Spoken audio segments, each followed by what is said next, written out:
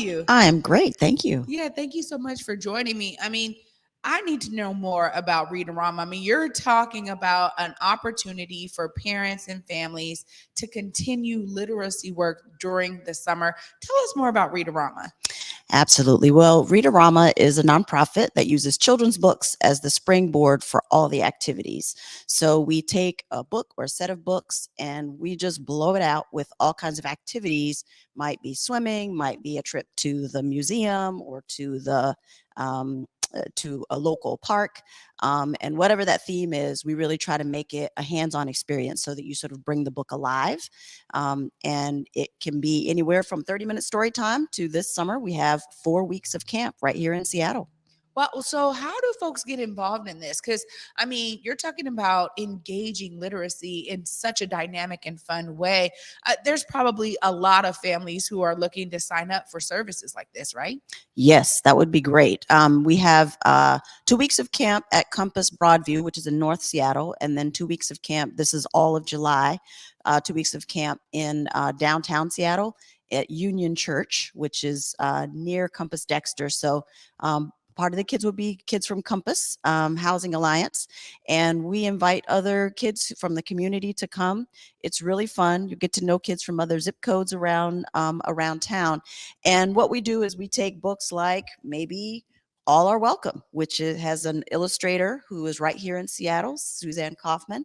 And we take a look at what's in the book, and then we make that come alive through field trips, through bringing in guest speakers. Last year, we had an Animalia week. We had a hedgehog to come visit. We took the kids to the aquarium so they could see people feeding the fish and the animals in the aquarium. And so we really kind of try to reduce the distance between books and life. Anything you read, there's something that you can do to help it come alive. Anything you do, there's something you can read to make you enjoy that more. And so we really, and we also do a lot of family engagement to help parents realize that they are their children's first teacher. And so it's great to keep those reading skills alive at home. Yeah, no, this is really important. A lot of the times, I know you've probably seen the statistics, which is the importance for a program like Read-A-Rama. All of the activity drops in the summer, right? I mean, Yes. you have a lot of families who don't have jobs that allow them to just be at home. That's So right. these kinds of camps are really necessary. When you're out there talking to parents and getting folks engaged, tell us about the response you've received from folks who have been able to participate in recent years. How are they really responding to Mhm. this level of literacy and bringing it out in real life? We had one child who was a native Chinese speaker in South Seattle, whose mom said that because of the engagement with Read-A-Rama, this child really started to speak English a lot more and to engage with people. Had been really shy before, but kind of came out of his shell. We've had kids, because we do mixed age groups at Camp Read-A-Rama, so 4 to 11 is the age range. We've had some beautiful friendships form between a 10-year-old and a 4-year-old.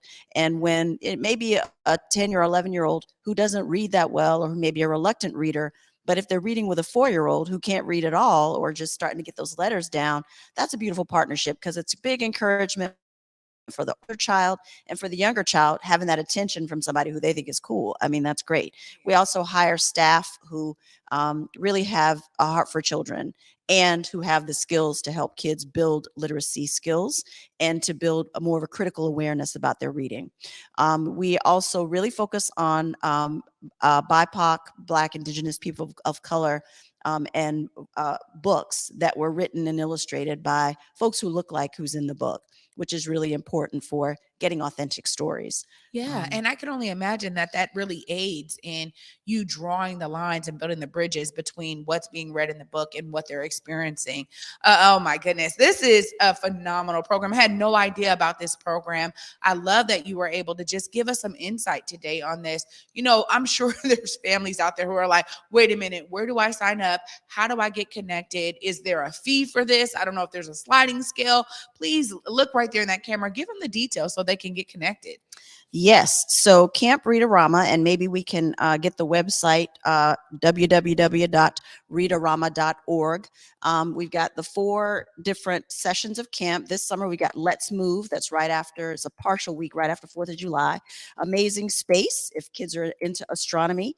All Around Town, which is a brilliant exploration of the Seattle area. And then Flower Power. It's all about gardens and flowers. But the website is www.read-a-rama.org. Yes, we have scholarships. We really love to have kids who need to be in Read-A-Rama, and maybe they have had a lackluster school experience, or maybe they're not that enthusiastic about reading. We really like to try to get kids jacked up about reading, and that's part of the beauty. We do songs and chants and games and all of that, and a lot of it is just really based on literacy. Dr. Michelle Martin, I can't thank you enough for this. I mean, when I read about this, I was like, what?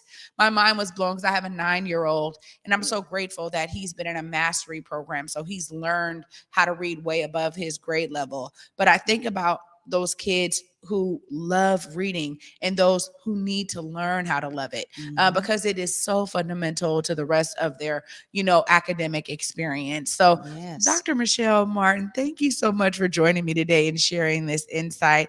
I can't wait to have you back too. Let us know if y'all have other programs outside of summer. It'd be great to stay connected with you and share that with the audience. Thanks so much for joining me. Awesome. Can I leave them with 3 pointers? Go ahead. Read with your children, read with your children, read with your children. And that is even after they develop the skills to be able to read on their own, because your ear reading level is always higher than your eye reading level. 2, take them to the library, because librarians always can help them find just the books that they love.